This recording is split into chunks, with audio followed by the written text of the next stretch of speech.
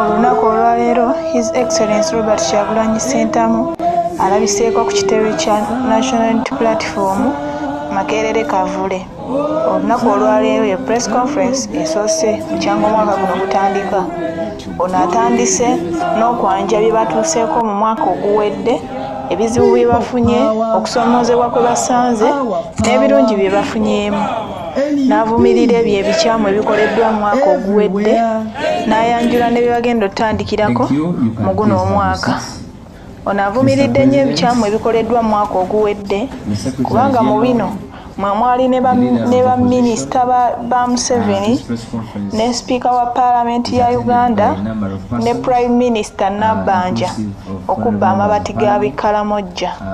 Bano baali bafa nga bayaziiyana, banaku tebalina waakudda, naye abagagga abeetoolera ku ssente ne bakwata amabaati gano ne bagakukusa ne bagabba. Kyewuunyisa nnyo Abannayuganda, muno mubaddemu bingi ebyatuusibwawo, naye nga bafuuti soja bangi battibwa, abamu ne bawambibwa, naye tewaliwo yavaayo okusaba okuwa abantu bano famire zaabwe bwenkanya. Ono avumiridde nnyo ebintu byonna ebikyamu ebikoleddwa mu mwaka oguwedde. Museveni byonna byakoze ne kuluye. Ono n'asanyukira nnyo ebyo ebirungi ebitono bye basobodde okutukolera ffe nga Bannayuganda, naye n'asaba guno omwaka twongeremu amaanyi mu ngeri gye tulwanyisaamu nakyemalira, tusobole okumuggya ku bukulembeze, kubanga eggwanga asinze kulyonoona okusinga ebirungi. Ebikyamu bibadde bingi nnyo mu mwaka ogwo okusinga ebirungi, era n'atugamba omwaka guno gutandise n'essaga ya Bujingo eyalimu okutta ow'SFC, naye eno poliisi yali eyina ebintu bingi byesobola okuvaayo n'eyogerako, naye yasirika neyesulirayo ogwa Nagamba olw'okubanga baakiraba nti kaali kazannyo kabadi ke baali bakola, naye nga kino kyatwaliramu obulamu bw'omuntu mulamba, naye tebeefiirayo ng'era gavumenti ya Museveni bw'ezzenga ekola. As we begin 2024, I would request us to take a moment to reflect on the past year as we look into the future. In 2023, we saw top regime officials, including Museveni's Vice President, Jessica Lupo, the Speaker of Parliament, Anita Mong, the Prime Minister, Robin Nabbanja, and many other regime ministers, including the Minister for Ethics and Integrity, sharing amongst themselves the relief items that were meant for the suffering people of Karamoja, Uganda's poorest region. While they were busy looting what was meant to save Karamoja, the people of Karamoja were busy dying. Reports indicate that over 900 people died of hunger in Karamoja, where over 60% of the population is poor. Last year, we saw a renewed wave of abductions. Many of our people were kidnapped, tortured, and some of them are still missing to the present day. Many of the victims that were lucky to be freed told us horrifying stories of what happened to them while in CMI. Many women and men were raped.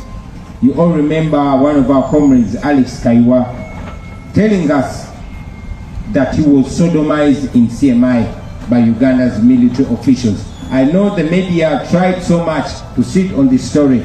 I know Felix Kulaije did not say anything about them raping fellow men in CMI, but will not stop reminding the nation about this.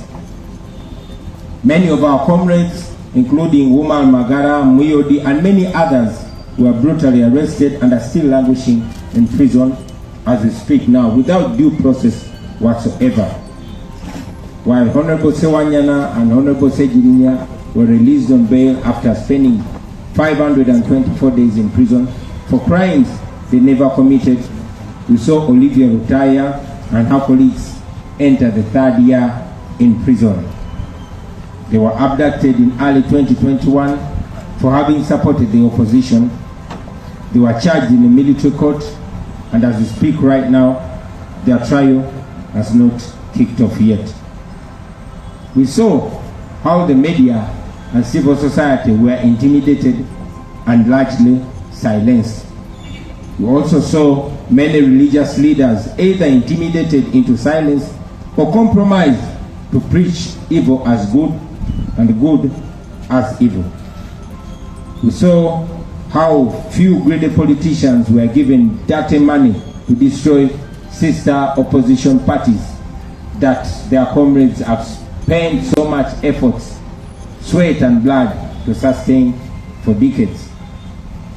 We saw the economy and social services continuing to collapse under the heavy weight of corruption and mismanagement. Uganda, ladies and gentlemen, now ranks as number 38 among the most corrupt countries. I mean, Uganda is only better than 38 countries in the whole world. Otherwise, it beats every other country in corruption. We lose almost a quarter of our national budget to corruption.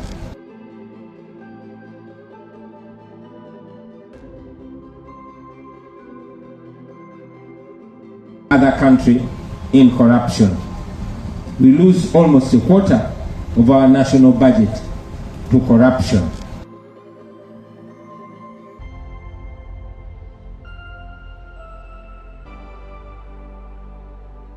Message of change and liberation. When we announced the launch of this new headquarters of the National Unity Platform, thousands of people converged here to witness the opening of yet another command center of the struggle for the liberation of our country.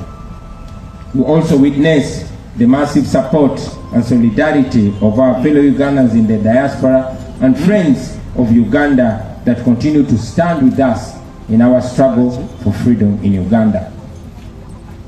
Ladies and gentlemen, we saw the world premiere of our documentary film, The People's President, which continues to expose the atrocities that General Museveni and this bloody regime have committed against the people of Uganda. Just 2 days ago, this documentary won the Global Cinema Eye Award in New York. And as if that is not good enough, it has been shortlisted for the prestigious Oscar Awards. Friends, this documentary has been by far the most potent, by far the hardest and the most effective assault on the Museveni regime internationally since 1986. Yes, Museveni for a long time has invested so much of Ugandan taxpayers' money trying to paint a rosy picture of his regime, but we managed to expose him, to undress him to the entire international community. And right now, he's no better than Idi Amin or Robert Mugabe or Mobutu Sese Seko. He is known for the dictator that he is, and of course we continue to expose him further and deeper. But again, like I always tell you, we are still fighting on, because as you see, 2024 promises to be even tougher. This year alone, ladies and gentlemen, began with the murder of a very promising music artist called Kato Hussein, also known as Black Ice. He was attacked and killed in Kamocha at his home. But as usual, there was no police investigation and no police report whatsoever. The murder was swept under the carpet, and we lost Black Ice like we've lost many other Ugandans. Then we saw the alleged gun attack, which claimed the life of Pastor Ujingo's driver or bodyguard or church elder, also a UPDF and SFC soldier. This was a very unique case, ladies and gentlemen, because, unlike in the past, even if there were many obvious questions for the police to ask and to launch investigations, just like it was in the past, there was no investigation, there was no arrest, but instead the military ordered Ugandans, especially those on social media, not to discuss this alleged attack. No wonder the public and the Ugandans, especially on social media, decided to take the investigations in their own hands, and will continue to follow those investigations. Also, every time such a shooting happens, ladies and gentlemen, the regime quickly blames it on ADF rebels before, of course, carrying out any conclusive investigations. We do not dispute the existence of ADF rebels, but neither do we dispute the possibility of the regime masterminding such crimes, after which they parade especially Muslim people before the media. You all remember when Museveni's minister told Parliament that the soldiers that were seen on camera beating people on the streets of Kampala were actually from West Africa.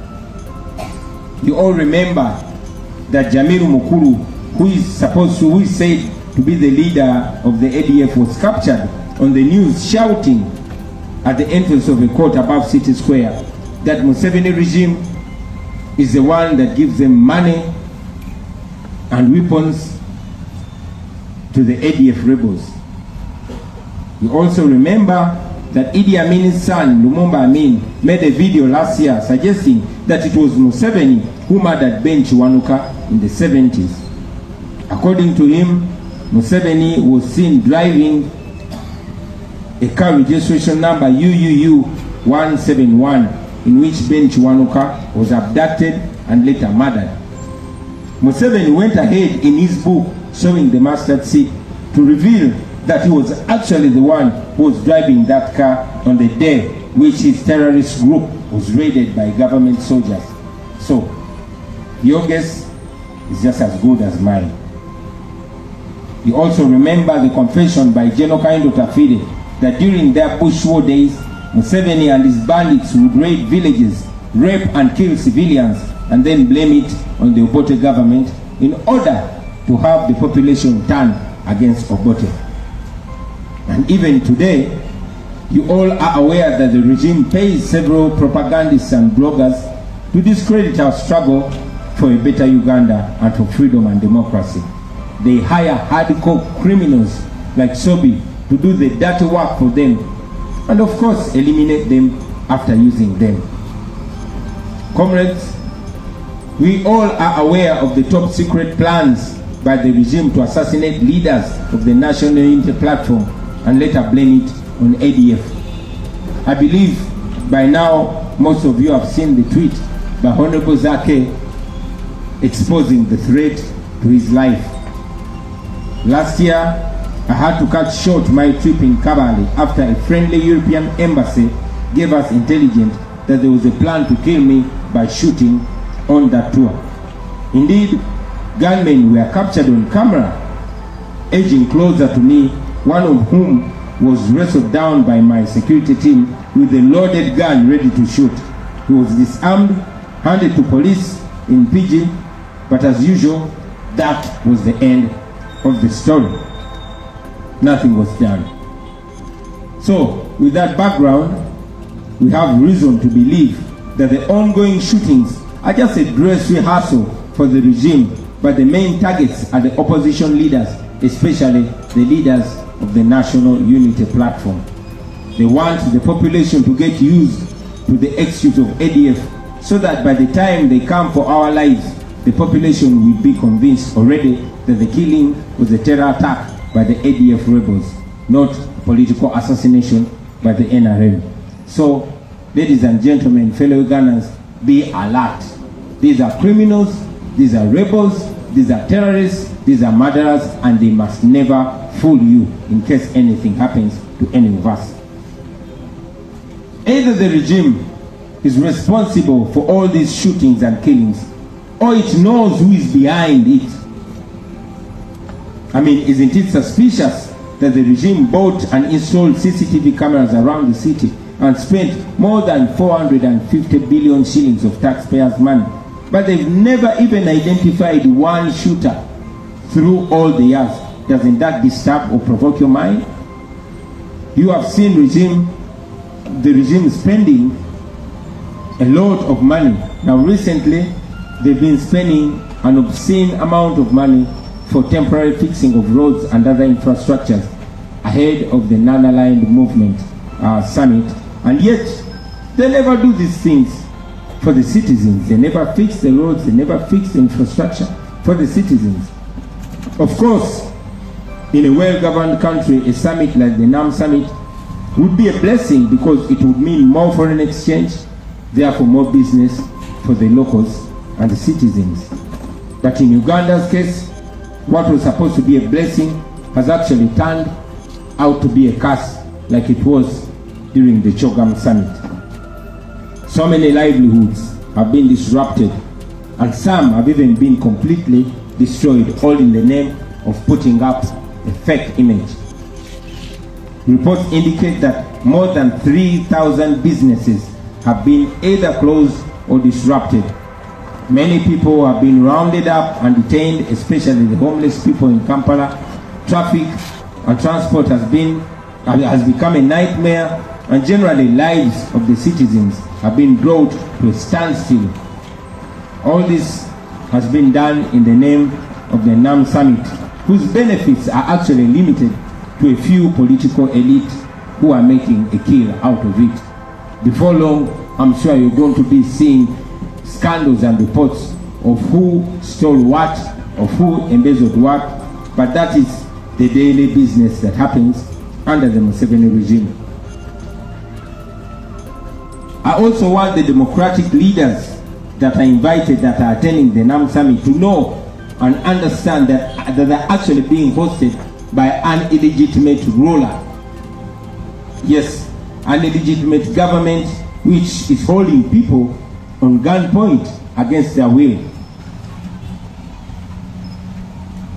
You have seen the government using the NAM summit to paint a rosy picture to the international visitors, to the extent that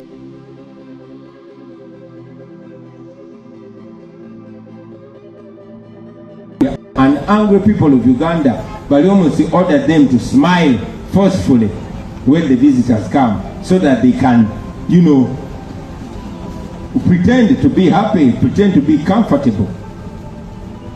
Friends, I'm requesting you to use this opportunity and every other opportunity to expose this regime and to expose the reality that indeed Uganda is bleeding. We must do everything possible for the world to know that Uganda is bleeding, because this is yet another opportunity. No wonder they're forcing us to smile, because they want to cover up their mess.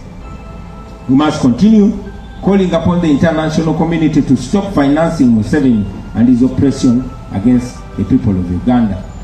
We must continue demanding for our missing people, dead or alive. We must continue demanding for the release of all political prisoners, and of course demanding for justice for all those that have been killed extrajudicially. We must continue fighting for freedom, for justice, and for equality. We should evoke Article 3 of the Constitution. Article 3, ladies and gentlemen, commands us to do everything within our power to restore constitutional rule, to restore the rule of law, using every necessary means. So we should evoke Article 3 of Uganda's Constitution. And we should remember that it doesn't only command us to restore constitutional rule, but it actually protects us while we go about that goal. Once again,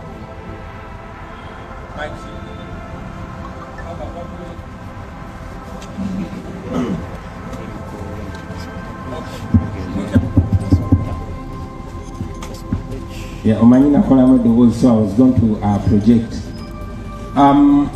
I was asking you to not stop demanding for what's rightfully ours, to continue fighting back.